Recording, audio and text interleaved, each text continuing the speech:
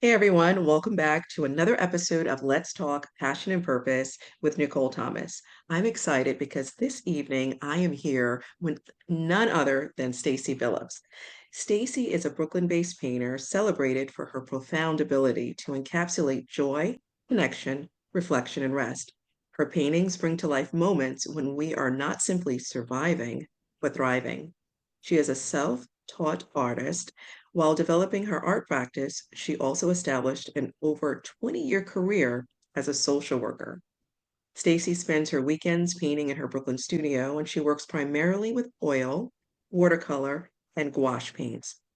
She uses a vibrant palette to conceptualize the spirit of her subjects, and these include family, friends, strangers she encounters during her daily travels, and significant cultural figures. I am interested in bringing to the forefront the moments in my subject, she shares, and that lives at the center of their joy, whether connecting with their passions or one another, reflecting on life, or simply resting.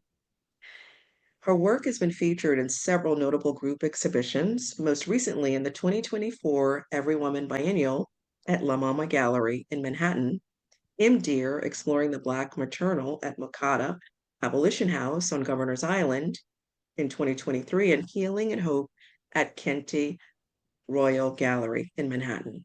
In 2022, she publicly displayed artworks through Arts Gowanus in Red Hook, Brooklyn, and the Citizen M Hotel in Miami, Florida. Stacy has been featured in publications including Uptown Magazine, Martha's Vineyard Edition, August 2023, and Bear Diane, Portrait of an Artist, USA Today, Best Years Magazine in August of 2020. And all I can say is wow and welcome again, Stacy, to the show. Hi, thank you so much, Nicole, for having me. Oh, this is exciting. So let's delve right in. Stacy, Okay. your journey as a self-taught artist is so inspiring, especially since you've balanced a 2 decade, I'm going to say this again, 2 decade career as a social worker while developing your art. Can you tell us how you got started in painting and what inspired you to pursue it alongside your work in social services? Well, I guess I would start way back at the beginning and how I was always what I would consider a creative person, a creative child. I was very interested from very early on when I was a little girl in drawing, illustration, anything that had to do with artwork. I was just naturally inclined. And I think that I really would attribute that to having a mother who was artistic. She was a painter and she was a creative. So I had that as a sort of a foundation for myself, but I was just also just a kid that loved to draw, loved to paint, and loved to create art. So that's where I began my journey. And I remember having like this feeling that one day I may become like a fashion illustrator or something within the art field. But again, I was very young, and this was at a time where I don't think a lot of people were like kind of encouraging their children to like follow in a career that was like an arts-based career. But it's saying that I would also say that I had an artistic mother. People noticed the artistic side of me, and they were very much supportive of that.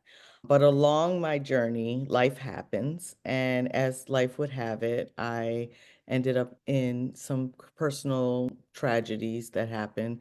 My dad got really sick and died of cancer when I was around 12, and my mom Mm. was really struggling as, as women do when they lose their spouse. And this was back in the time where, she was like a at home, stay at home mom with three kids. And her mental health really declined after my dad died. So in some ways, I kind of put aside that dream of becoming an artist and started to kind of just focus on survival. As I did that, the thing that sort of kept me a little bit grounded was I was able to like have a little sketchbook or do things that were artistic, but in Mhm. no way did I think that I was going to like, pursue being a full-time artist. I Mhm. began to think about like um, ways that I can kind of support myself as an adult. And as I became closer and closer to graduating high school, it became more evident that I needed to like pick a major in college. And I did, and I picked social work. And I did feel very connected to social work. It was a field that I believe helped me to heal from some of my personal traumas as a kid. And losing my dad at such an early age and having a mother that suffered with her mental health, I think that social work was ideal for me in that Mhm. way. And I have such a passion for the work that I do because I feel like I can be that um, person for the families and the kids that I work with that I wish I would have met at that age. Mhm. So yeah, I really became like engrossed in that field for many years. But also, I was always very interested in creativity and how I could create. And I always felt like I needed to be creating. So when I was in my early 20s, I like would do things like at one point I was doing like freelance makeup artistry, doing makeup for weddings and special events, and I was styling different like local fashion shows, and I was painting on clothing, and I was like doing like a number of like very creative like projects always on the Mhm. side as I was practicing social work. Yeah. Oh, I tell you, that's amazing. It's really amazing how, or there are a couple of things that you shared that really resonated and was so impactful.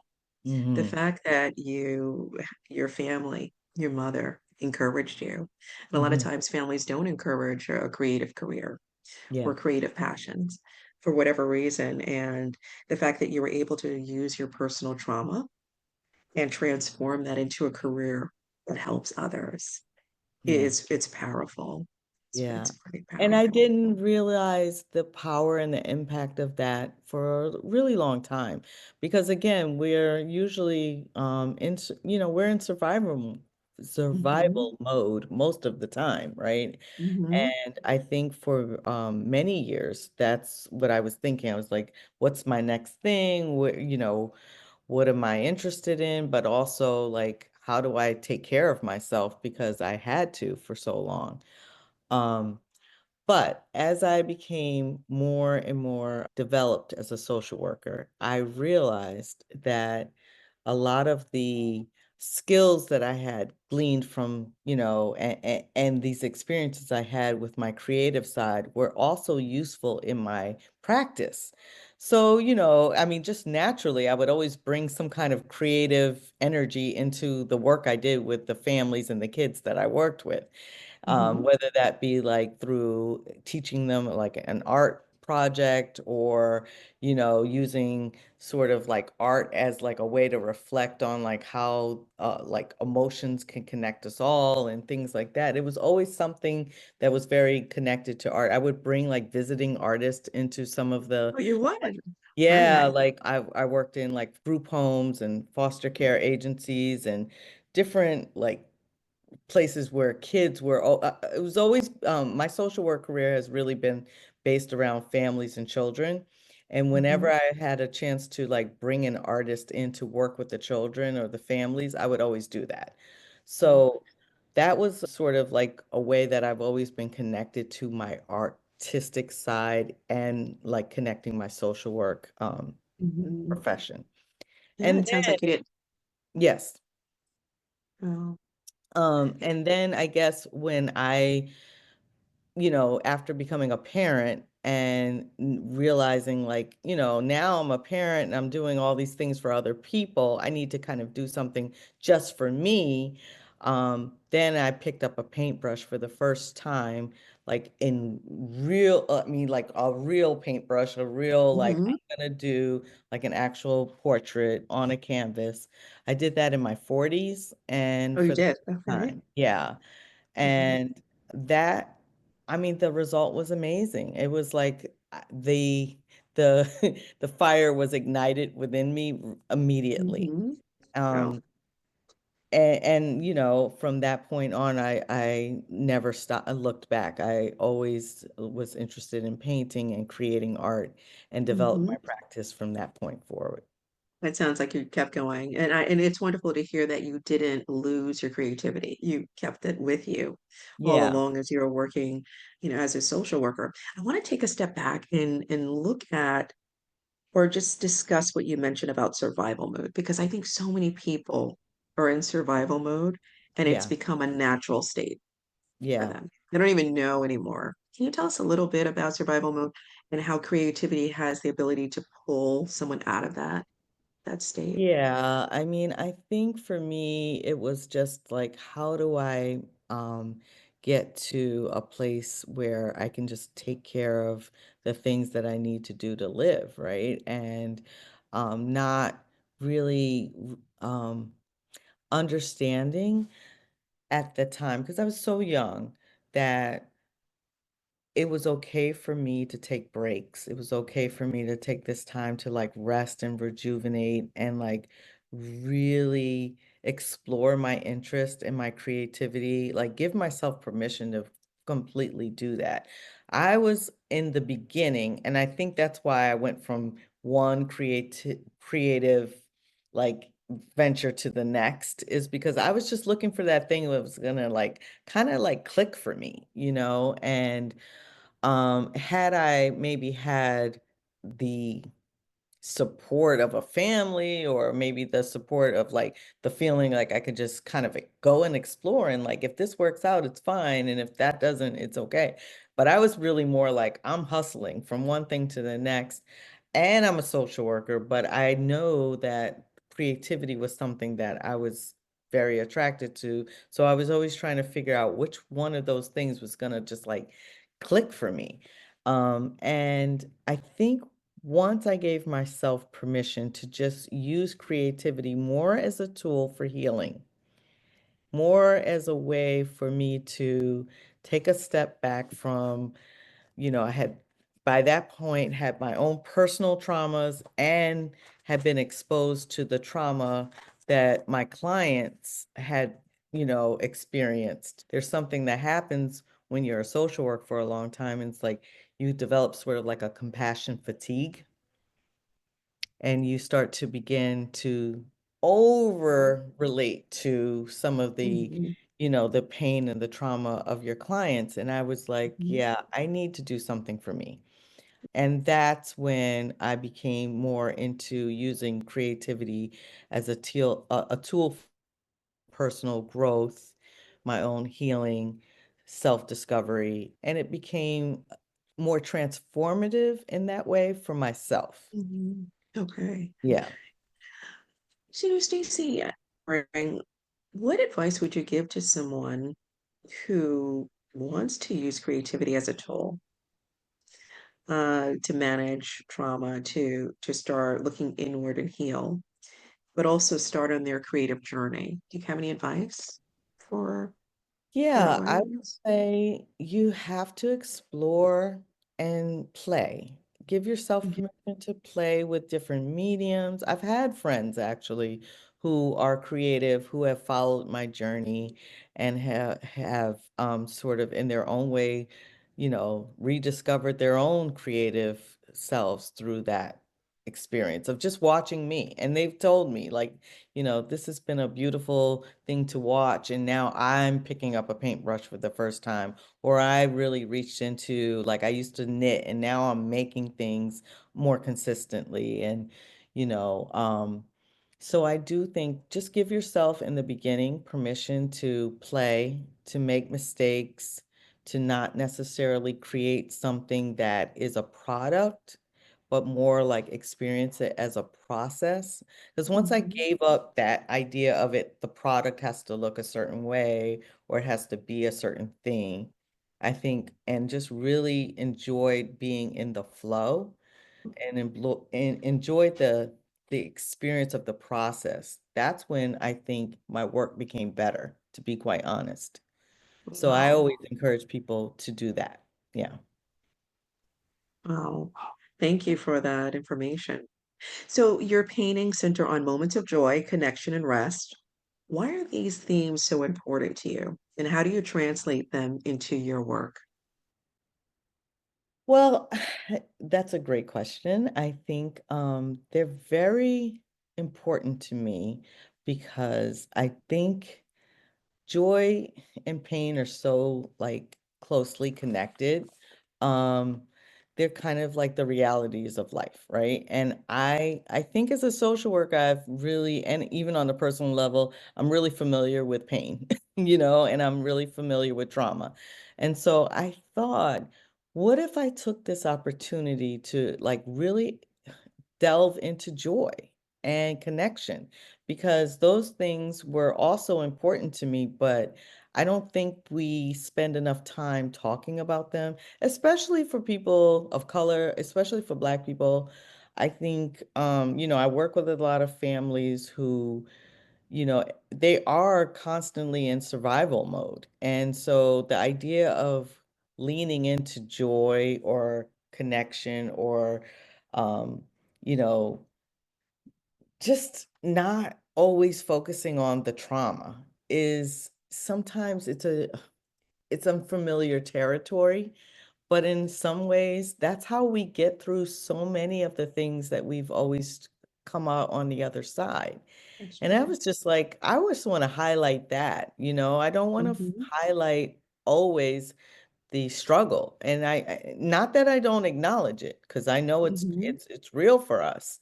But I was like, it would just be such a beautiful thing to highlight all of the beauty of our everyday experiences with one another and with ourselves. And those things don't always center around pain and trauma, to be quite mhm. honest with you.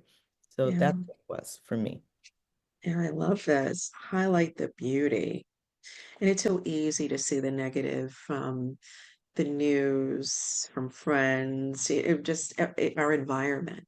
And it Yes. can be overwhelming. And there's this, and I'm sure you're familiar with toxic positivity. People are afraid to say, oh, I'm going to be positive. I'm going to use positive affirmations. That's not realistic. It's Yeah. not the real world.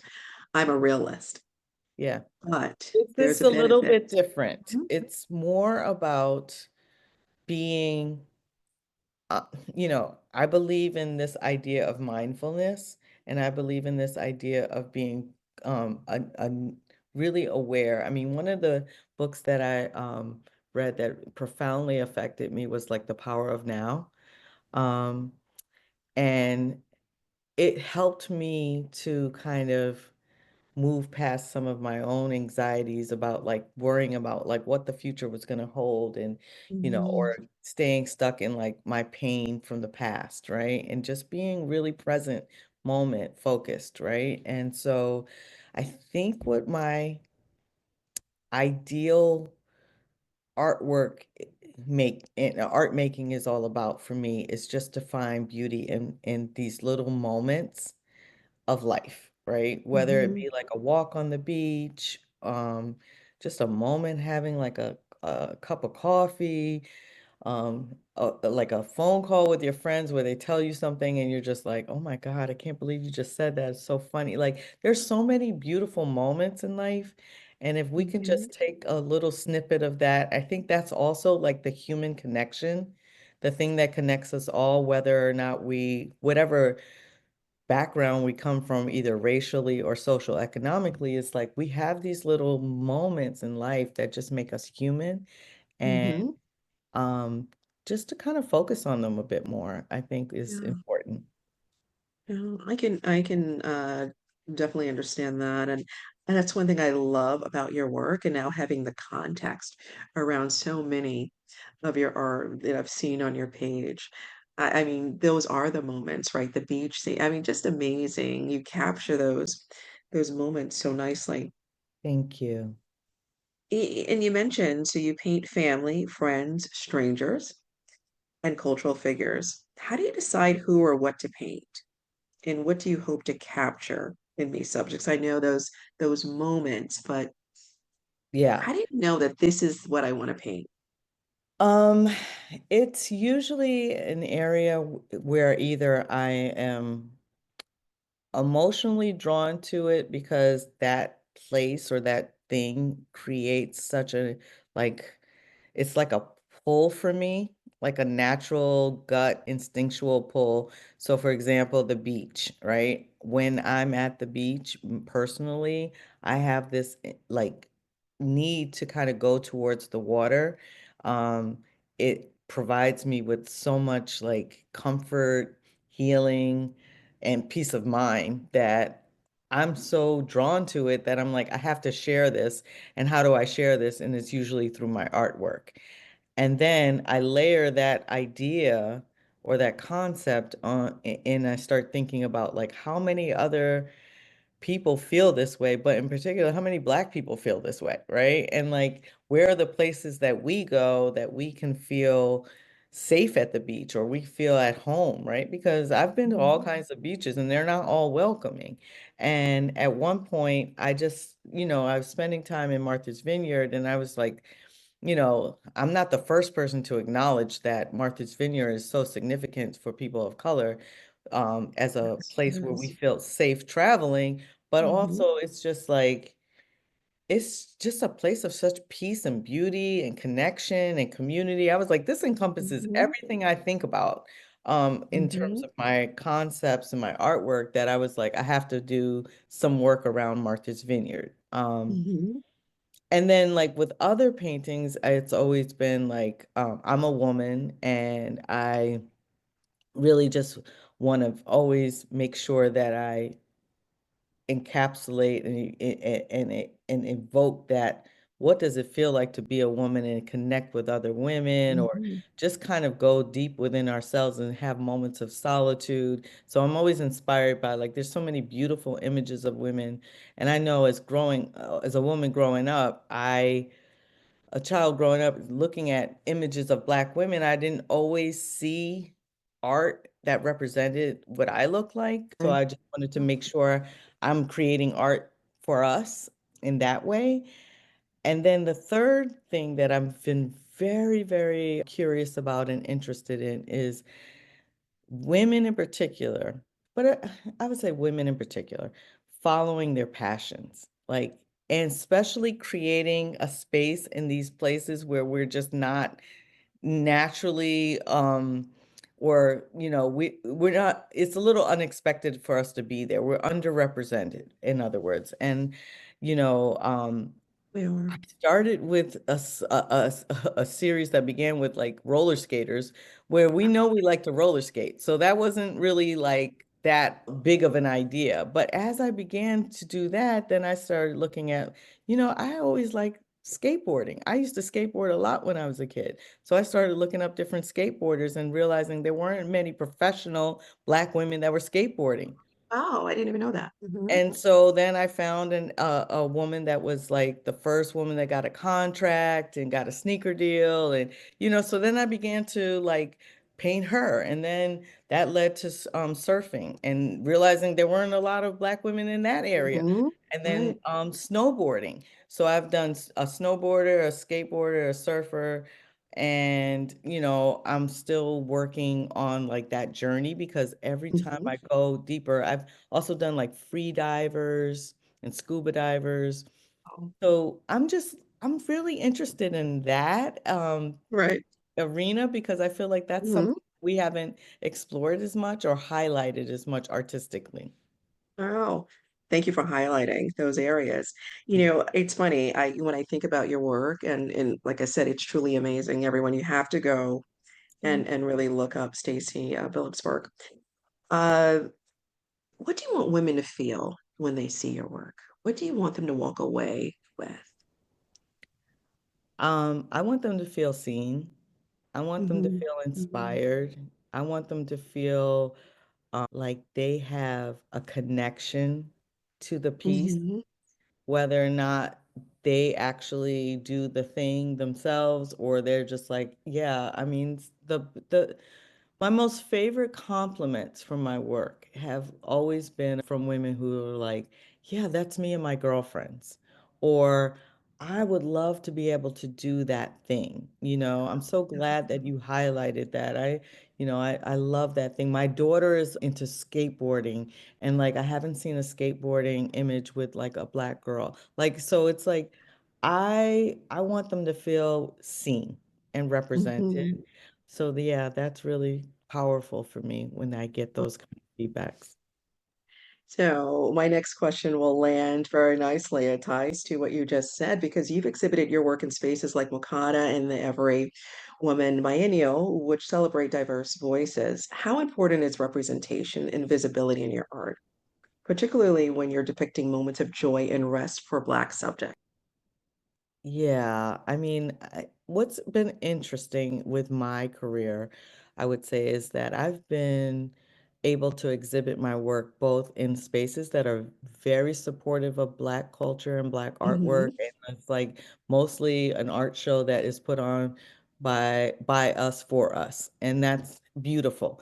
But I've also had opportunities to exhibit in spaces that were like very diverse, very multicultural, very multi like gender. And what I like is that I'm able to still send the same message that like we are, this is the what I represent. These are my people. We represent, we want to be a part of this journey that is art for, everyone. Um, it gives me like a really good feeling to be able to have artwork that when people come into those spaces, they're seeing Black and brown women or families, because I do both, Hmm. represented in a way where they're like, oh, wow, this is such a joyful piece. This is such a piece where I could, I feel the connection with the subjects.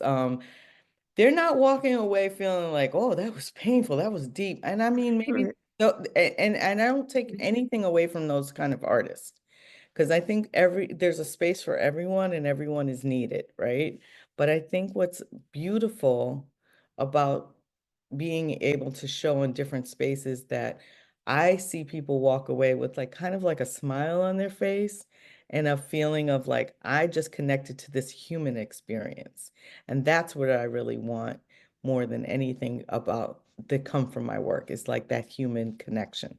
Yeah. And it's so powerful, the human connection. And then we really realize how important human connection is, especially during COVID. The pandemic really highlighted Yeah, and as how a it's important social to have a worker, connection, right? Mhm. yeah, as a social worker, I mean, I work with all kinds of families. I don't just work with Black and brown families, right? So I'm constantly aware of like the the string that binds us all, right? And none of us are getting out of here without going through certain developmental stages. We have all have a beginning, middle, and an end, right? And that is the most human thing we can experience. And so, like my focus is making sure I bring that to the forefront and people recognize that in all people, right? In particular, my people, Right. right? Yeah. Yeah. Really important. You know what? I want to ask you about the colors, the vibrant palette in your painting. Hmm. What role does color play in conceptualizing the spirit of your subjects, and how do you choose the colors you use? Well, I think because I am a self-taught artist, I have a lot more freedom when it comes to color. I don't know if there's like, I've tried to teach myself color theory and I've studied color as much as I can, but I like what I like and I do what I do. And I think that sometimes that's just okay. I think that's kind of like the freedom of us, sort of I call it a self-guided artist, because I feel like I've taught myself things, but I've actually been guided by many mentors and many teachers. But just learning through the process and kind of being like sort of intuitively drawn to certain colors. I love blues, I love greens, I love yellows, and that's probably because I love the beach so much. Um, So yeah. Okay, that one makes sense. Yeah. So looking back on your artistic journey, how do you see your work evolving in the future? And are there any new themes or directions you're excited to explore? Yes, I am, as much as I love painting women and I've focused on women for many years early on in my painting career. I have really begun to think about not only women, but families. And I've particularly been thinking about like um, intergenerational experiences, Hmm. how we pass things on from one generation to the next, even within my own family. Like, I guess maybe because I'm at the midpoint in my life, I'm thinking about my elders, people that are moving on, people that are younger than me. Like, how do we kind of keep that connection going? So, a lot of the work that I'll be producing in the upcoming, series that I will produce and create is all going to be about that. Um, so yeah, I'm looking forward to that too. Oh, that's great. Now, what advice would you give to artists, especially those balancing careers who are struggling to find their artistic voice and bring it to life? Practice every day, practice. Try to carve time out for yourself to do some kind of creative work, even if it's just like a small sketch. Get used to, making mistakes. Allow yourself to make mistakes. Mistakes kind of lead to new discoveries. I learned that so much, and I value sometimes just veering off. Don't get frustrated and don't feel the need that you have to, you know, focus so much on the product. Enjoy the process and don't feel like you always have to show everything. Because I think we're in this era of social media where everything has to be like on display, or keep some things for yourself, keep some things private so that you can kind of play around in this way that you feel comfortable and just kind of practice. Yeah. Hmm. I love that. Keep some things to yourself because we are in an age where we're always trying to show our art. Also, we want validation, make sure we're going in the right direction. Just puts too much So pressure, it you know, does. to Mm. and it locks you into maybe creating work that you don't always feel committed to, or you don't always, so it's just nice to like have some things that you just play around with on your own and that you don't always show right away. I've learned to kind of reel it in a little bit, and it's really helped, I think, me to develop more as an artist. Wonderful. So, Stacey, is there anything that you would like to share with the audience that I haven't asked you? Any I last words? Yeah, I am so happy to be on this journey. I feel like it's really only just beginning for me. I feel like I'm an emerging artist still. I haven't gotten to the point where I feel like I'm quite there yet, but I'm okay with that. I think life is a journey, and I'm just like so happy that I've developed a practice and, this connection with art so that I can continue to be on this journey and express myself fully and not feel like something's always missing. And then the bonus is I get to show the work to the public and receive sort of their feedback, and it's just such a nice like push and pull between us. Mhm.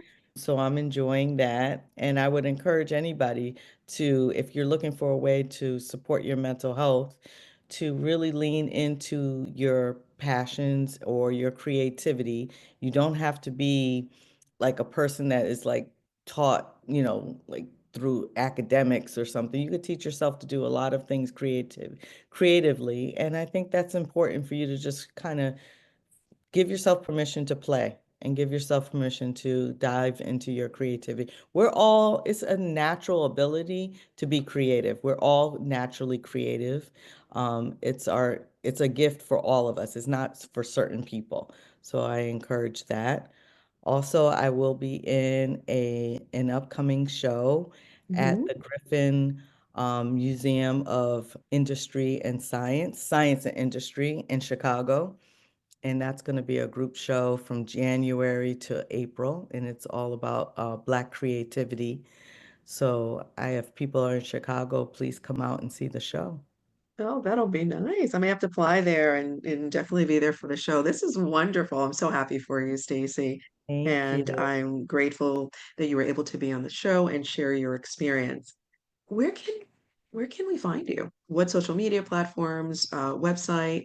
Yes, thank you. I have a website, www.artbystacybillups.com, and you can find me on Instagram at Art by Stacey Billups. Wonderful. Well, thank you again. And thank you to everyone who's listened in. This has been exciting and the value of human connection. I tell you, you've shared that, and then your work is truly amazing. Thank you again. Thank you so much, Nicole. Thank you for having me. You're welcome.